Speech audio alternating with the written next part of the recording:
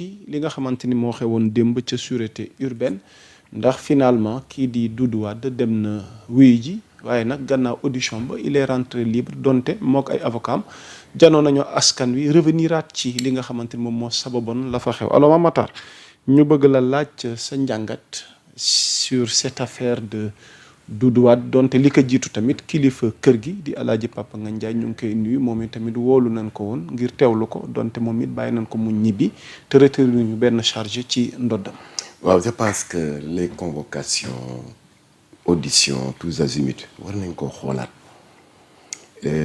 ndax dëkk yi dafa am ay priorité ay urgence yoo xam ni wax dëgg yàlla moo ëpp farata.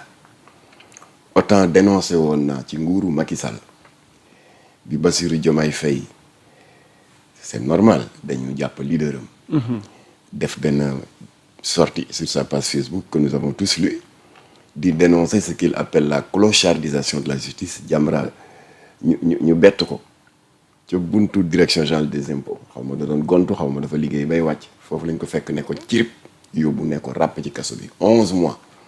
maa jëkk def déclaration ne mais lii jaru ko waxul ne que les magistrats sont des clochards waxul loolu dafay dénoncer la clochardisation de la justice maanaam ni justice bi di doxe jaru ko waaw ñoom ñu di leen défendre ci loolu ñu ñëw tey di répéter les mêmes choses dafay doy waar ndax Moustapha Diakhaté tëj nañ ko fi ci benn baat bu ñàkk solo guñafié te ñoom dañu fàtte ne ñoo tuddee l'autre camp kuluna ñoom ñu ne leen guñafié nga mer ñu jàpp ko ne ko ràpp tëj voilà yooyu daal war nañ ko xoolaat ndax xam nga quinquennat dafa gaaw déjà 2024 jeex na 2025 dem na lan moo fi des 2026 2027 2028 2029 moom bokkul parce que année électorale la te début d'année la ñuy def élection yi au mois de février kon ñetti at moo leen dese te xam nga sénégalais loo ko endoctriné ci campagne électorale ba mu votel la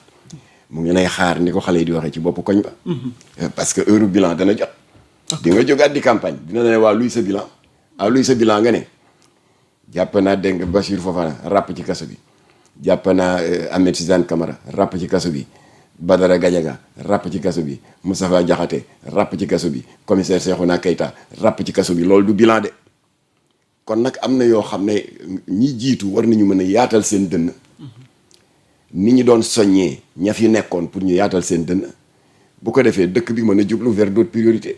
alors ci biir loolu nag Doudou Wade kaddu yi mu yëkkati ñaari banqaas la benn bi mooy métaphore bi mu utilisé di wax ne que Sénégal dëkk la boo xam ne bien parti nga xam ne am nañ tous les atouts ba comparé ko sax à un luxueux Boeing 337 waaye malheureusement bu ñu la nee pilote bi kan la ñu ne benn jakartaman mooy dawal métaphore la man mii defoon naa ko biñ ma doon laaj lan mooy sama xalaat ci alternance bi du 24 mars 2024 ma ne leen benn la ak alternance du 19 mars 2000 biñ fi jëlee Diouf indi fi Wade benn la ak alternance bi amoon le 25 mars 2012 bi ñu fi jëlee Abdoulaye indi Macky Sall.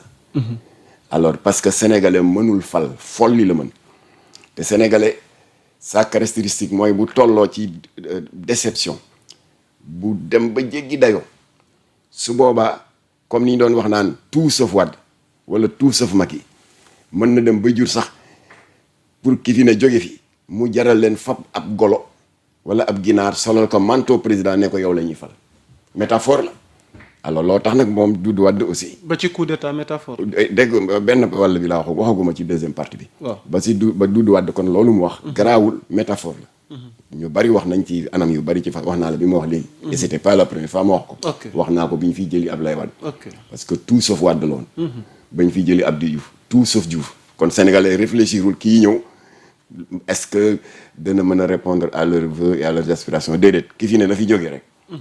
alors moom tamit loolu la wax ci premier partie waaye li ma d'accordul ak Doudou Wade. mooy deuxième kaddu gi mu yëkkati.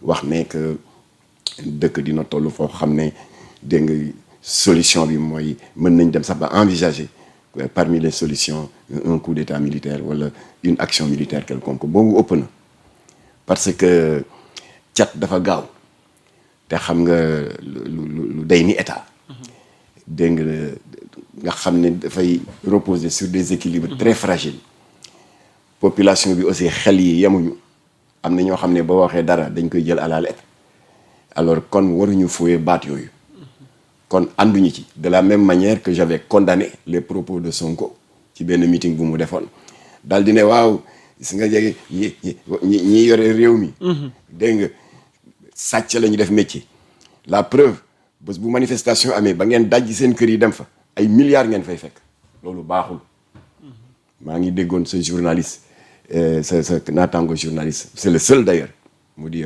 Moustapha Diop contre toute attente moom rek laa gis qu'il s'est inscrit en faux par rapport ak wax yooyu Sonko waxoon parce que c'est une incitation indirecte n'est-ce pas au vandalisme seen kër yi bu ñu ko tojee ay milliards ngeen fay fekk loolu kenn du ko wax Doudou Wade tam warul wax ni que dëkk dina toll foo xam ne dañuy des du ñàkk sax ñu mën a envisager un coup d'état yooyu kenn du ko wax Jamra amul kenn ku fees bëtam pouvoir ba fa nekkoon ak bi fi ne ak yi war a ñëw ëllëg ku ñu gis ne wax nga lu baax lu mën a enrichir le débat démocratique on applaudit des deux mains mais boo waxee safaan ba ñu daal di la ne ñu daal di ci duut baaraam ne lii moom wax la joo xam ne waxuwul voilà.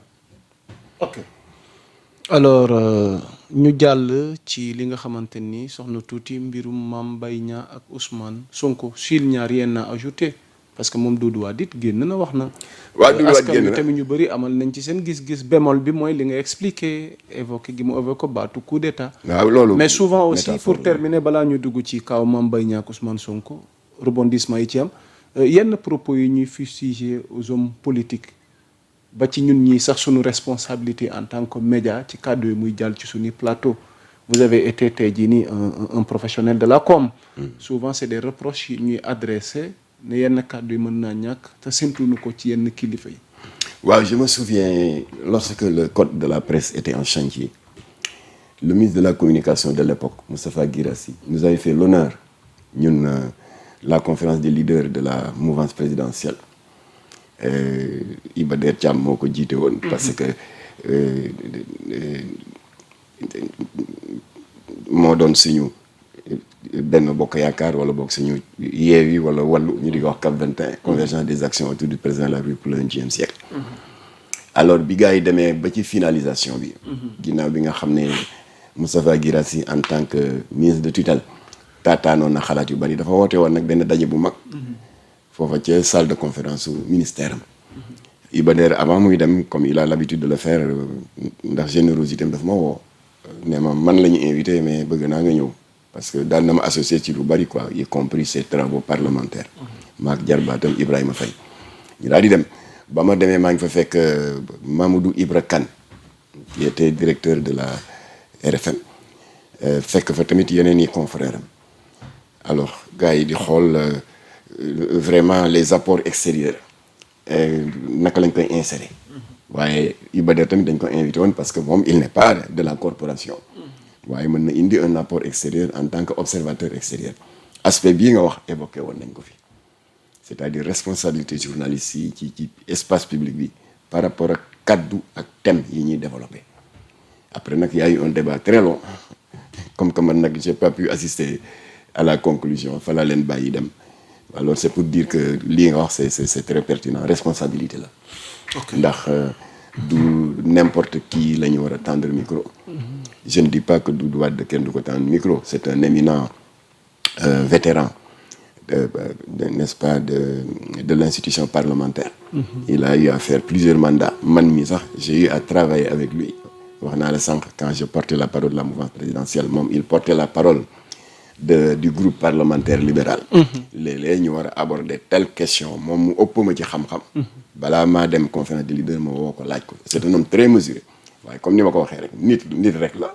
la mu jëkk a wax c'est très philosophique. c'est très instructif et pédagogique. ci affaire Boeing beeg jàkkaartamaan bi. waaye la mu mujj a wax junj waxi coup d'état loolu ànduma ci. comme ni ma ñàkkoon ànd ci li Sonko waxoon ne. boo leen tojee seen kër yi ay milliards ngeen fay fekk wax yooyu waxuwul kon nag de part et d'autre opposition majorité am na ay moments yoo xam ne il faut savoir raison garder incha allah. ok alors affaire Mame Mbaye Niang Ousmane Sonko ba tey feuilleton bi àggagul ca cappaandaw ga askan wi ngi xaar fan la wan nen di mujjee ki gëtëm rebondissement saa su ne alors ba fi nu mujj ba ci ay sorties avocat am ak yeneen plainte yi mu jibal à travers ses avocats ci ndoddu Ousmane Sonko. waaw loolu day moom kii la rek.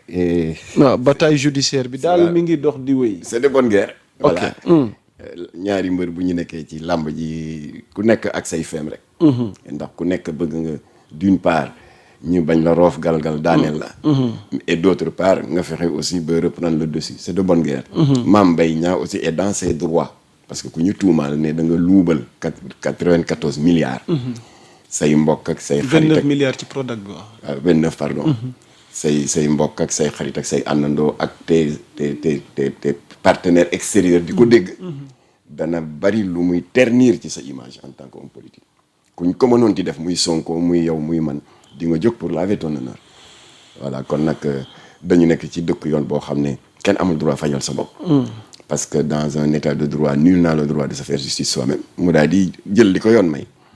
voilà yoon nag daf lay may yow mi tuumalaate 10 jours pour nga indi preuve que lii nga tuumal waa ji am na 10 jours yi jeex na indiwul preuve. alors yow dégg naa nag ci beneen spécialiste mooy sa naataango l'excellent Daouda Mine nee na même par la suite boo indee preuve te fekk 10 jours yi passé na alors loolu dafay caduc kenn du ko mën a considérer comme élément nouveau. voilà kon foofu la yëf yi waroon jeex waaye xam nga par la suite introduire nañu recours ñu daan leen ñu introduire leneen ñu daan leen. mais élément nouveau am na parce qu'elle détient. il dit détenir. waaw na ko joxe mu jeex tàkk ñëpp noppalu ko yow nga noppalu ko man ñëpp noppalu ko. parce que ce feuilleton là les gens en ont marre pour utiliser une expression de grand place terre à terre. ok alors léegi nag ñoom dem nañ bay passer à l'action daal di buter sur un obstacle nee nañ waaj a këram daf ko foog muter ko. waaw bu dee tu as rien fait looy muter ay kër toogal rek. mais li ma wax am na li ma wax am na n'est-ce pas nañ ma kii non moom moo ko wax. waaw moo ne de sama kër la ñu bëggoon nangu léegi dama ko mujjee def si sama turu njaboot et cetera moom